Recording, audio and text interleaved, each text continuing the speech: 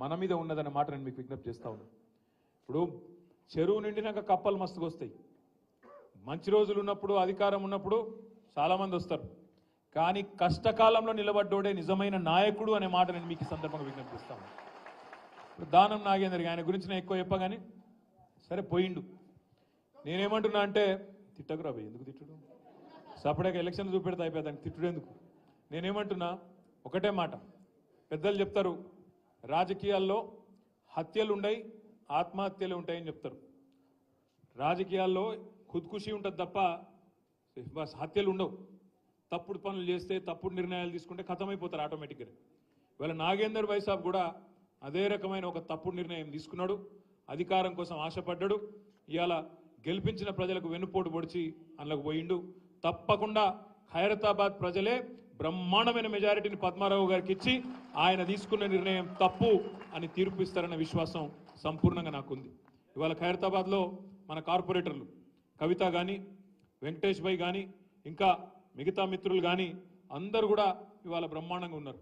సరే ఒకరో ఇద్దరో అటు ఇటు కావచ్చు, దానికి మనం టెన్షన్ పడవలసిన అవసరం లేదు, ఆగం కావాల్సిన అవసరం లేదు.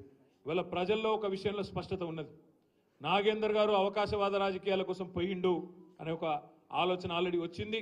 ఆనాడు ఆసిఫ్ నగర్లో ఏదైతే జరిగిందో, ఆనాడు టీడీపీ టికెట్ మీద గెలిచి మళ్ళీ కాంగ్రెస్ అధికారంలోకి రాగానే తెల్లారెట్లయితే అందులో గోంగనే పోటీ చేస్తే ఓడిపోయిండో, ఈసారి కూడా మళ్ళీ అదే జరుగుతుంది, తప్పకుండా జరిగి తీరుతుందనే మాట కూడా నేను మీకు విజ్ఞప్తి చేస్తా ఉన్నా. ఇంకొక మాట కూడా నేను చెప్తా ఉన్నా, పెద్దలు చెప్తారు రెండు పడవల ప్రయాణం ఎప్పుడు మంచిది కాదు, ఎటుంటే గట్టే ఉండాలి. కష్టమైన నష్టమైన ఒక సంస్థను ఎంచుకున్నప్పుడు దానిలోనే గట్టిగా నిలబడాలి. ఇవాళ ఆయన అక్కడో కన్ను ఇక్కడో కన్ను ఇక్కడో కాలు అక్కడో కాలేస్తే అదేదో చెప్తారు దోబికా కుత్తా అన్నట్టు అవుతుంది పరిస్థితి, ఎటు కాకుండా అవుతాడు.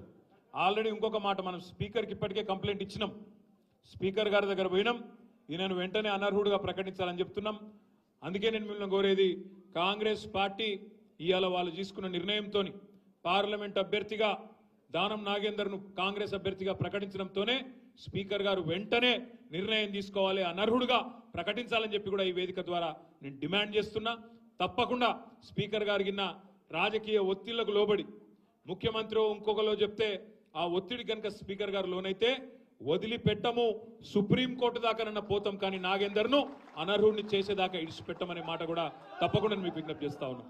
అందుకే మా సోదరులు ఖైరతాబాద్లో ఉండే నాయకులు కార్యకర్తలకు ఉన్న విజ్ఞప్తి, ఇక్కడ ఉప ఎన్నిక రాబోతా ఉన్నది, 3-4 నెలలనే ఉప ఎన్నిక వస్తున్నది, దానికి కూడా తయారు కావాలి. తప్పకుండా ఈ ద్రోహం చేసిన నాయకులకు బుద్ధి చెప్పాలని చెప్పి కూడా నేను మీకు విజ్ఞప్తి చేస్తున్నా. ఇంకొక మాట కూడా నేను మీకు విజ్ఞప్తి చేస్తా ఉన్నా, ఈసారి నిజంగా చెప్పాలంటే సికింద్రాబాద్లో పోటీ మనకు కాంగ్రెస్తో లేదు. కాంగ్రెస్ అనేది లేనే లేదు, 3వ స్థానమో ఇంకెవడన్నా వస్తే 4వ స్థానం పోయినా ఆశ్చర్యం లేదు. ఎందుకంటే ఇక్కడ కాంగ్రెస్ సీరియస్గా చూస్తలేరు, నాగేందర్ని అంతకంటే సీరియస్గా ఎవరు తీసుకుంటలేరు. మొన్న ఆయన తీసుకున్న నిర్ణయంతోనే ఆయన మొత్తం పాతాలని పడిపోయిండు, ప్రజలు కూడా సీరియస్గా తీసుకుంటలేరు. ఎవరైనా పోయి ఓటు అడిగితే కూడా గీన కోటేస్తే మన కాడికి వచ్చింది పరిస్థితి. కాబట్టి మన పోటీ ఉన్నదల్లా భారతీయ జనతా పార్టీతోని కిషన్ రెడ్డితోనే మనకు పోటీ ఉంటుంది.